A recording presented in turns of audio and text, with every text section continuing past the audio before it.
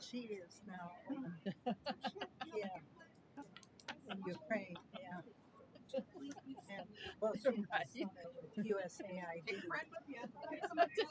she's there and he's. Yeah. Very nutritious. But still. And Grace, because they still have exposure. They're reporting home.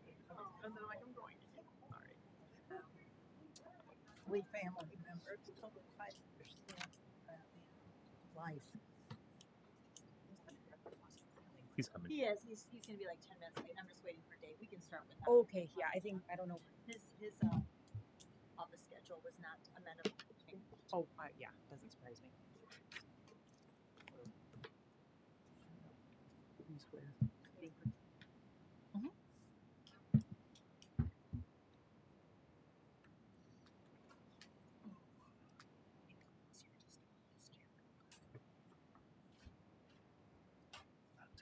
on the spot. It was real life. Yeah, grab his spot. Just take a seat. I'm just thinking, take this. Yeah, that's right. We figure if he comes, then we're not like, Good for you. having him Climbing. I mean, he kind of is always late, so he can sit on the end. I feel right. It's kind of like when you come Just late. get on. Use you lose. Yeah, it's absolutely. Pretty much. Hold on. Like my husband's riding my car. I don't. Something ain't right here. Hold on. You too. I'm gonna have to put you. So Yeah, This he's trying to get down. far back. Oh, Yeah, that doesn't. you know what? I'll just leave it as it is. I'll cross my legs. Too much working. Yeah.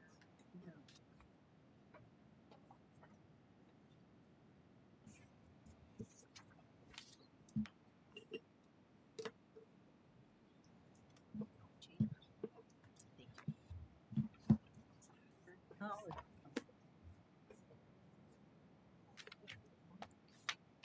Do you have a calendar, paper calendar? They say For changing ours to September. What is this on here? It said August. Oh, our changes it. Oh, good. Yeah, unfortunately. There he comes. Guess we're the first meeting Yeah, we here. must be. Well, that's it. That could be. Yeah. Yeah, we are the first. Maybe is this Yeah. where Sylvia Graham council Graham? I think she used to sit on the end. I don't know. They kind of I changed. think the last time, so maybe she doesn't have a cell phone. Oh, Like a calendar. Yeah, maybe. ready? I'm ready. Stay standing. Yes. Maybe I'll stand for the pledge. I'll even leave. Thanks.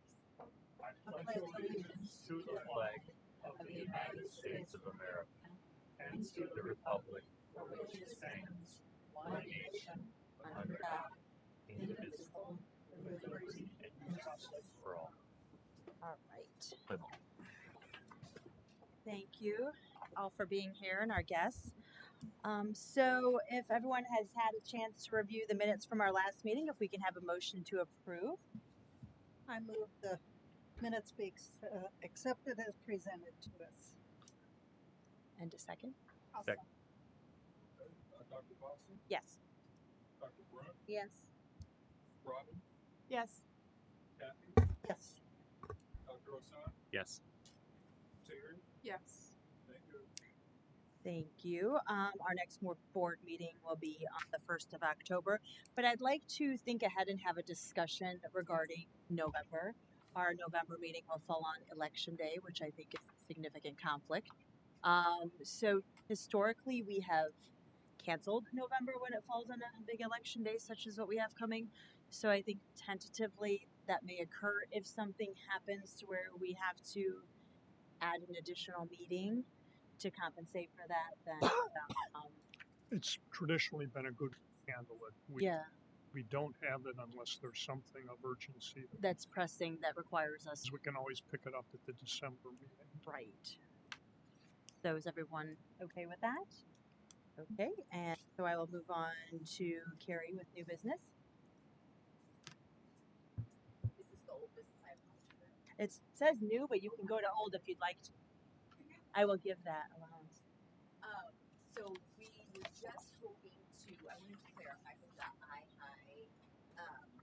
oh, absolutely no. We have a partner proposal from Sam Burnett tonight from Fresh Starts Food Process. So she will come give our proposal. Thank you for joining us. Oh, thank you all so much. Does everybody already have the? Hopefully, It's very good. got it. Okay, perfect. Yes.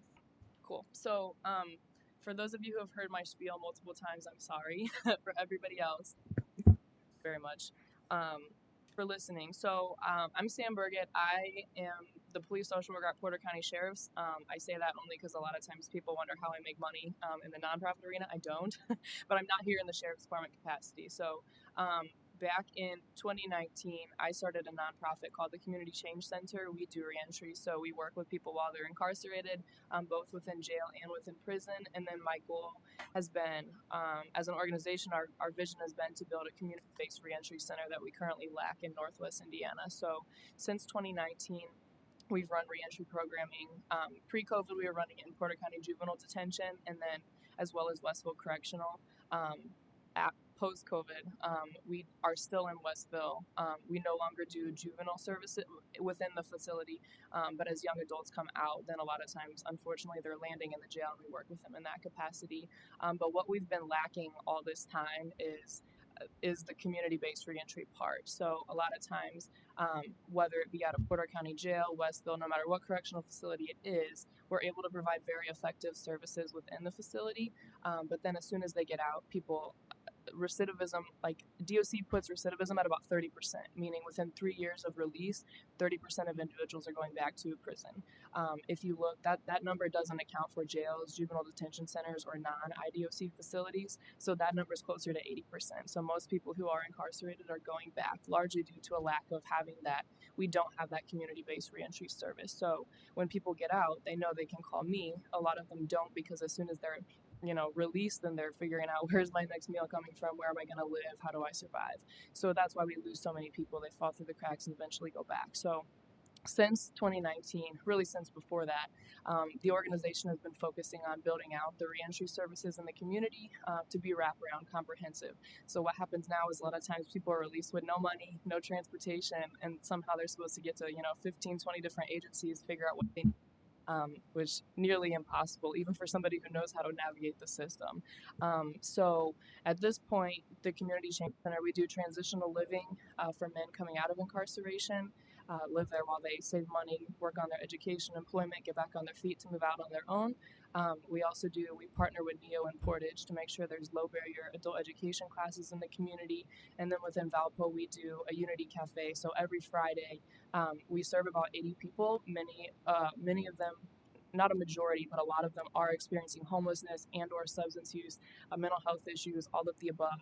But then one of my favorite things about that initiative is I strategically pull in people from my different professional circles as well. So we get a lot of health professionals, we get local government politicians, police, fire, all these different just people from all these different walks of life. And so a lot of times when people come in and they haven't seen the issues being experienced by so many of our neighbors, then they're kind of scared and, a little off put initially. And then they have a conversation with one person and they're saying, how can I provide a meal or transport or donate or anything? And then we do mentoring and case management in the community as well for those coming out of jail and prison. So at this point, we have pretty robust services in different communities, but what we have been lacking is one place for people to know they come. I just got out of jail. I know I can come here, and there's people who are trained and educated on how to help me. And we've been missing the employment piece as well. So a lot of our people go back because they get out suddenly. They have no money. They have no way to make money. A lot of times people say, but employers love the tax credit they get for hiring somebody with a felony. In my experience, they really often don't. It's really hard to get people employed, especially with higher level felonies. So our newest initiative was our Fresh Starts food truck. So for the past 3 months, we ran a fundraising campaign with a goal of raising $30,000. That IHCDA matched that money. So our goal was to raise 60 with the 100% match funds. We actually raised $94,000. and of which $3,000 went to the campaign managers. And so we have $91,000 to start that initiative, which plenty to buy the truck, outfit it, wrap it, get it going. So that truck will only be run by those coming out of incarceration that are really hard to employ elsewhere. So, so we're providing the in-house employment, but then the really unique thing about it is we partnered with the sheriff's department so that we can actually take that truck and serve in their parking lot. So then patrol and jail staff are getting a chance to support the employment of those who were our clients or former clients. The plan is also to serve by the courthouse, by Valpo police, probation, so then like all of us working in the system have the opportunity to support their second chances and really build that rapport too. A lot of times we always tell when we have graduation in the jail, we say, please reach out to us when you get out, whether you're struggling or whether you're doing well. Most of them don't. It's scary. They get lost out in the world trying to survive. And so this way, the thought is we build that positive relationship out in the community. They can either see the truck and say, hey, those people know how to help me, or at the very least, it's building positive relationships and they can see, hey, those working in the system actually do want to see us succeed. We should reach out to them. So that's the practical side being employment, but also the part that is easier to overlook being the relationship building and really kind of transforming the system by both ways, shedding a positive light on each other. So we have been one of the missing pieces there. So we exceeded our fundraising goal for the truck. We're able to buy the truck. We're shopping around now. It'll be ready to launch early next spring, finally. So the missing piece then is really one of the things we're going to do is provide case management to the people working the truck, whether it be connecting them to therapeutic services. Eventually, we want to provide therapy in-house for the clients. So, the idea being the first time a client freaks out on their boss, most settings, right, you're either terminated or something bad's going to happen. We don't want to have to do that. We want to say, okay, what's going on here? Why are you overwhelmed? Are you lacking coping skills? What is it? So we can actually provide those services in-house. But we also need to be able to provide case management to the employees to make sure they're connected with physical health care, with mental health care, housing, food, all those things. Within the packet here, I was racking my brain trying to figure out how are we going to actually launch the community-based piece. Now that we have employment and housing and all these other services, how do we get like a brick and mortar one-stop shop where people know they can come when they get out and be connected with wraparound services? So I was talking with, I don't know if anybody knows her, Sunny Lou Williams is a big grant writer in this area. She works with HealthLink through the Trauma Informed group there.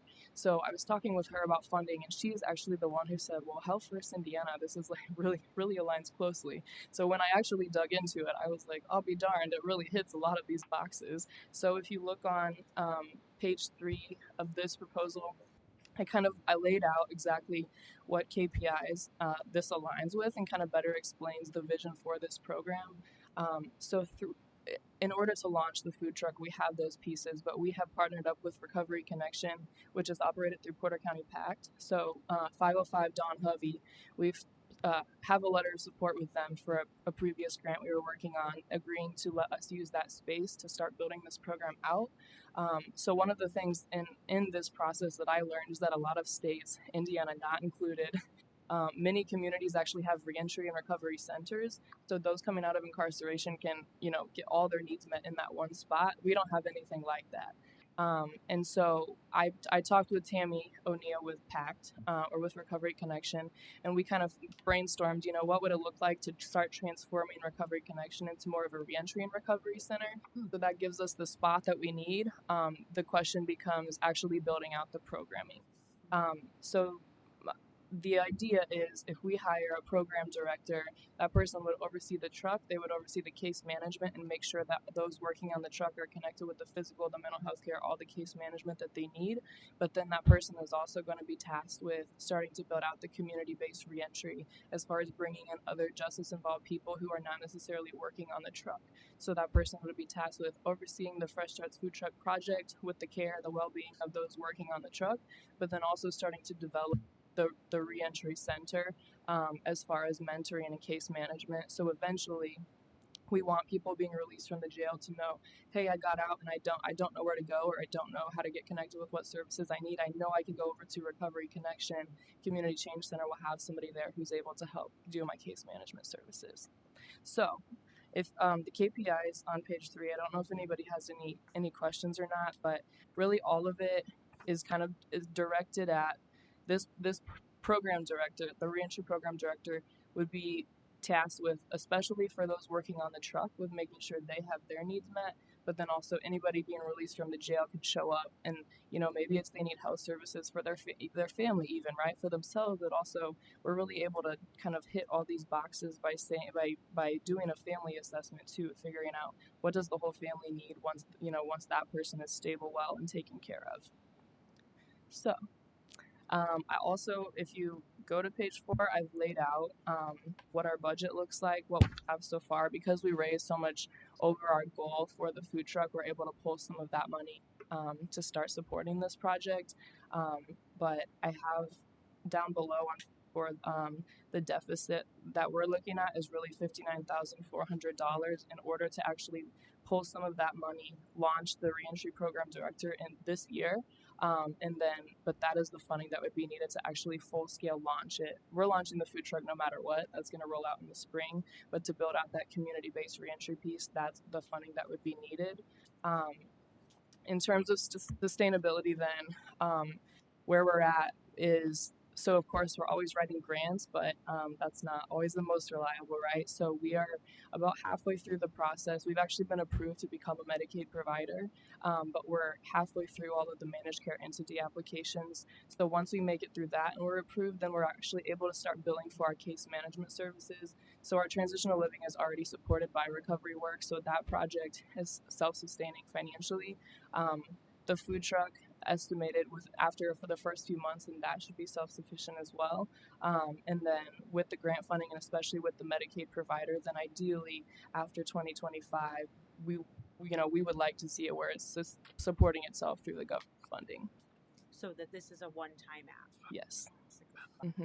Yeah. Does anybody have any questions? How many people are going to be working on the food truck at a time? So it's not likely that we'd be able to have more than 5 or 6 people at one time employed on the first truck. The vision has been, I don't know if anybody's heard of Homeboy Industries. They're in LA. They're the largest reentry rehabilitation program in the world. And so we actually brought their founder here and we brought him to Valpo and talked it through. And then I went to LA to see their program, and because they have the in-house employment also. And so I kind of was trying to learn how exactly they made it happen. And they started with one hot dog cart. And so, it employed a couple people, and then they got another and another and another. And now all throughout Los Angeles, they have like 5 different enterprises, all of which have grown significantly since then. And so similar to that, our vision is start with one, get that self-sufficient, get another and another. Eventually, what they have is a homegrown cafe. It's solely run by their clientele. So that's always been part of the Community Change Center vision to get to that magnitude also. But initially, it'll only be a handful of people realistically. But the reentry center, that's on the truck, and then the reentry center will be open to anybody with justice system involvement. Some of the proposed, the alignment here also mentions family and children. So these are family and children of the folks that would be entry receiving the case management. Correct. So a lot of the people we work with them so intensively that once they're stable, then we start exploring that too. We do the whole biopsychosocial and figure out who else is in this person's life and how can we connect them with services also. Do you have an estimate of how many people that would be? Well, so if we look at Porter County Jail, I mean the frequency that somebody coming out of, we were pre-release programming in Westlaw Prison. We're not getting a ton of those people coming back to Porter County. They're going all over the state. Porter County Jail, we sit at about 350. There's no, we're not going to pull, nor could we sustain pulling that many people. But I think that once it's off the ground and depending on our capacity, I mean if I had to just ballpark it, I mean, I think year one, I would think that a quarter of the population from the jail would be coming there over time. I mean, I think it will quickly outgrow itself because there's such a need. I mean, just working there and doing this community-based reentry piece, it's really incredible in a terrible way how many people we continue to encounter, and if they know that they know where to go. Our Friday nights Unity Cafe is absolutely blown up. We get a lot of, in a good way, we get a lot of people coming out of the jail that know it's the consistency. That's what I've seen a lot, is like it's really hard for people who are just kind of constantly in crisis to know, like, oh, they told me to go here on this day, right? But if we always have somebody there on set hours, then it becomes easier and word spreads like wildfire. So once they know it's there, it'll be a high percentage. So pre and post incarceration, they're Porter County residents. A majority, yeah. But the ones who are bouncing back and forth, I mean, it is very transient. We see a lot of people that bounce between, Lake and Porter, for example. But overall, most of the people I would feel comfortable saying are Porter County, pre and post. And especially the ones who would be coming and seeking services. Definitely the ones working on the truck, but especially those like coming regularly to the reentry and recovery center would be Porter County.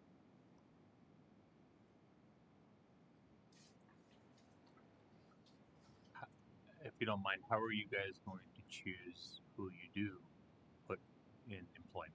Oh, that's a good question. So initially, because we know in order for this to be successful, we have to have a very positive reputation and show up very positively in the community. So it's easy for me, like working within the jail and working within the system, it's easy for me to know who is personable, who will provide a good experience to customers coming to the truck. And so it'll be people who need the employment. Justice system involvement is like the baseline criteria. Those who need employment, if somebody can get employment elsewhere and it's a good fit for them, then that's awesome. This is intended to serve the people with charges that make it less likely that somebody else wants to hire them, especially right away. So initially we're going to take people that are a little softer around the edges but still meet all that criteria, so that we know we have that positive reputation. And then eventually, the longer we're around, even just since we rolled out the crowdfund campaign, there's been this awesome shift where people are getting like really, really excited about it. And I know that over time, as long as we provide that positive experience consistently, then the community is going to be less fearful to come there. And so eventually, as the employment program continues to grow, we want to get to the point where people know the brand and trust us enough to, like, where we can hire people that need a little bit extra support in their employment. Like I mentioned earlier, we want to be able to hire those that would be difficult to continue to employ in a mainstream setting right away, and then to work with them, teach them those coping skills, teach them how do you be a good employee. But initially, just to make sure that it doesn't crash and burn, I'm gonna be the one vetting and knowing. It's kind of the same process we use in the jail when we're hiring people, right? The trustworthy people, the more consistent people initially, and then eventually we want to be able to kind of venture out and take a little bit more chance to get those that really need the extra skills and support. I noticed that it said you have partners with Porter County Pact and Recovery Connection. Very often, part of those qualifications are determined by their probation and their parole. Mm-hmm.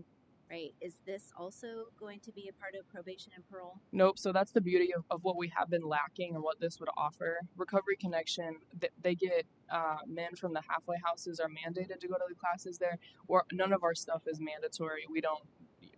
It's all voluntary, and that's why I think some of those services, especially Recovery Connection, have been underutilized because people sometimes view it that way, And so to know that, hey, I just got out of jail, I know I can go there and get service, then that's, both of us kind of filling in each other's gap.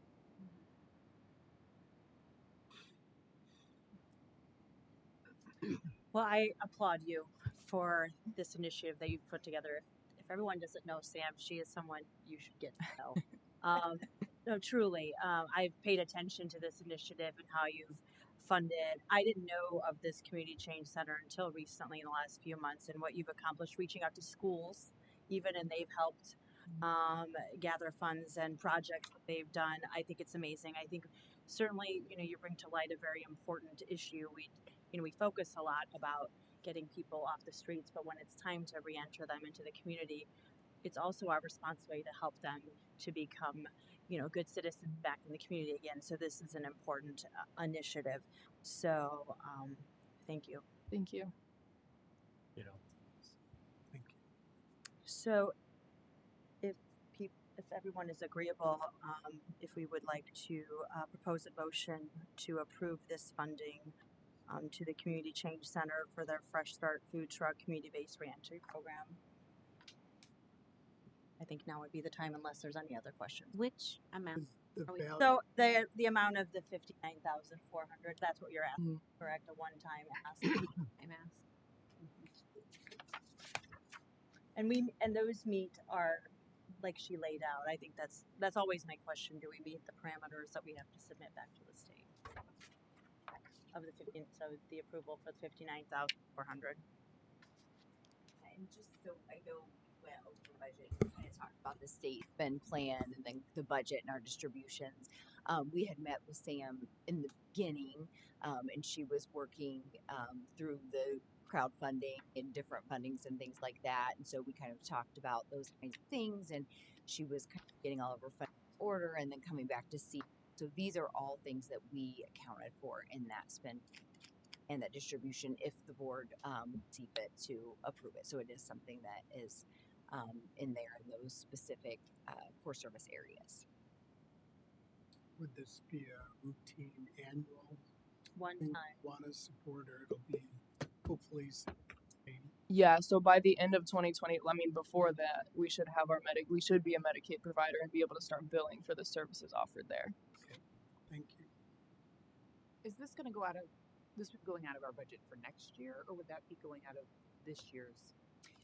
So her ask is actually through the end of 2025, and so there might be some for this year to get it off the ground and running at the end of the year.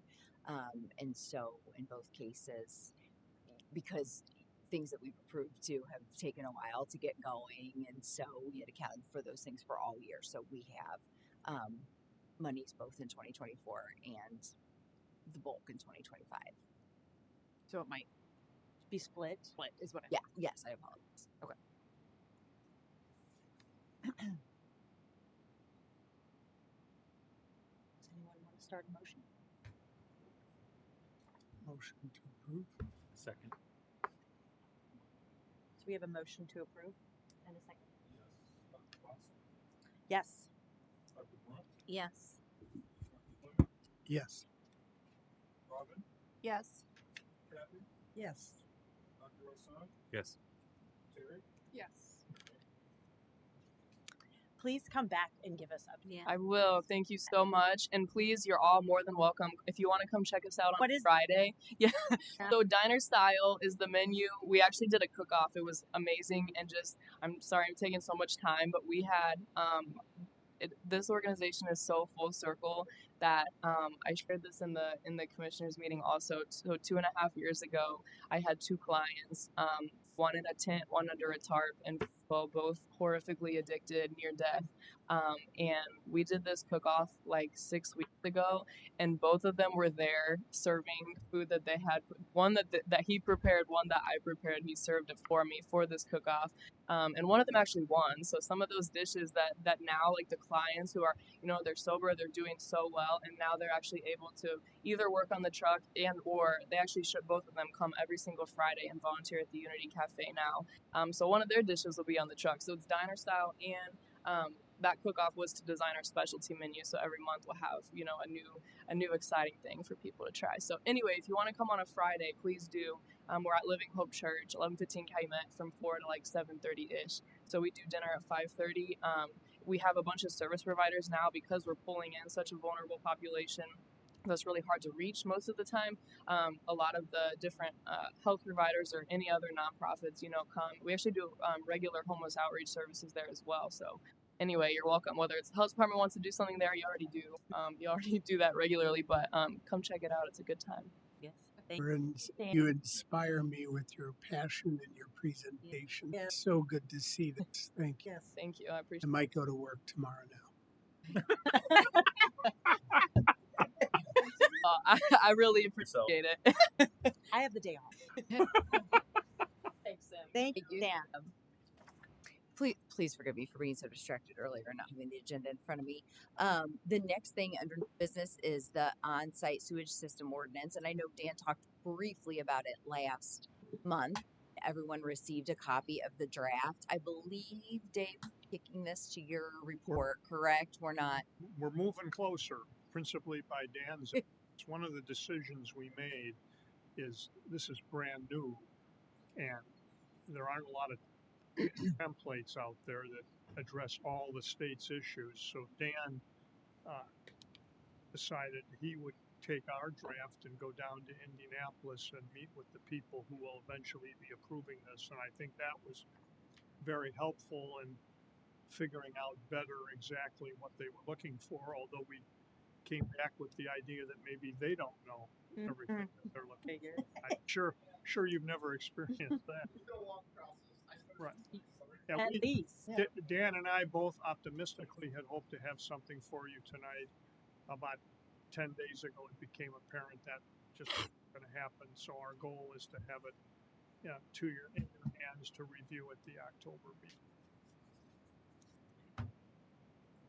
All right. And then I'll just roll on down to old business. I wanted to make a clarification. We've talked about the iHigh subscription last month, and we talked about how the implementation in the first year, and we did elect to begin a subscription with the help of the state for that implementation in the first year. I had said that it would be $1,200 a year following that. It's actually $1,800 a year after the first year. So I looked that up right away, and I wanted to provide clarification. So I know that you had voted, the board did, to move forward with that. If that changes anything, or Dave, if we have to re-vote on that, I just wanted to definitely clear that up.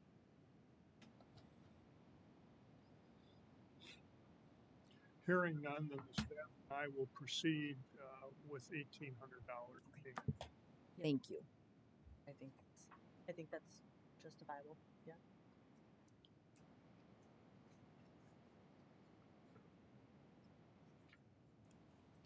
Dave, you're up. You're up next. The only thing I would have, and again, this is a project that isn't completely finished yet, the effort to get John and Jeff under contract with our emergency management effort has been stalled, as you'll recall, because of the multiple copies of grant agreements and whatnot that have emanated from our friends at the state. I think Maria did get the final version in the form of an amendment, and so we're still working through these new calculations and figures. And I have a meeting with Jeff and John, and Barry, you can be there on Thursday. We'll hopefully finalize what we've tried before. Yeah. We've been thwarted, but we think we can get it wrapped up on Thursday and be in a position to bring that again to you at your October meeting. That's our claims and receipts. Dr. Fleming, did you get a chance to sign it? Yes. Okay. Thank you. If we can have a motion to approve our claims and receipts. I'll move to approve. Second. Okay, Dr. Boswell, Yes. Dr. Brown, Yes. Dr. Fleming, Yes. Robin, Yes. Kathy, Yes. Dr. Osana, Yes. Barry, Yes. Okay. Next, report of committee staff and health officer. I do appreciate the update to all the information that you give us ahead of time in all of your reports. I think that's very helpful. The manner of which that's going. I appreciate. So I just wanted to take a second to introduce Jamie. So it's in my report, but we did hire our school health liaison, health educator. And so Jamie comes to us. This is Jamie Polly. So Jamie has her master's in education with emphasis in curriculum and instruction. Thank you. And with over 10 years experience in the classroom, and she has really taken off running with this job. So we are very thankful to have Jamie with us, and we are very excited about it's a new position, but the expansion of this role within the health department and all that it will bring. So, and then other than that, I just wanted to see if anyone had any questions from any of the reports from the divisions.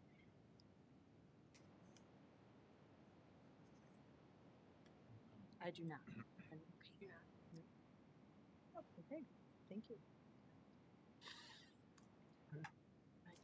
Any miscellaneous ads? No?